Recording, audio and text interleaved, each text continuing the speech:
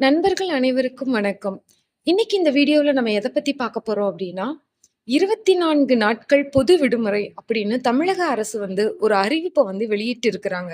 அது என்ன 24 நாட்கள் எதுக்காக லீவு? என்ன என்ன காரணத்துக்காக இந்த லீவ் விட்டுருக்கிறாங்க? அப்படின்றத பத்தி தான் இந்த வீடியோல நம்ம இப்ப பார்க்க போறோம். சரி வாங்க இப்ப வீடியோக்குள்ள போகலாம்.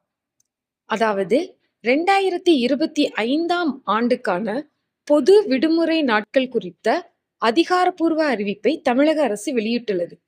அதன்படி 2025இல் மொத்தம் 24 நாட்கள் பொது விடுமுறையாக தமிழக அரசால் அறிவிக்கப்பட்டுள்ளது. ஜனவரி 1ஆம் தேதி விடுமுறையுடன் 2025ஆம் ஆண்டு தொடங்குகிறது.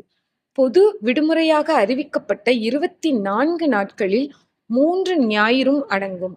24 நாட்களிலும் அரசு அலுவலகங்கள், கல்வி நிறுவனங்கள் செயல்படாது அப்படின்னு தமிழக அரசு அறிவிச்சிருக்கிறாங்க. ஸோ இந்த என்ன சொல்றாங்க அப்படின்னா, இந்த 24 நாட்கள் தமிழக அரசு விடுமுறை அப்படின்னு சொல்லி அறிவிச்சிருக்கிறது 2025ஆம் ஆண்டு வரக்கூடிய மொத்த விடுமுறையை தான் நமக்கு சொல்லியிருக்கிறாங்க.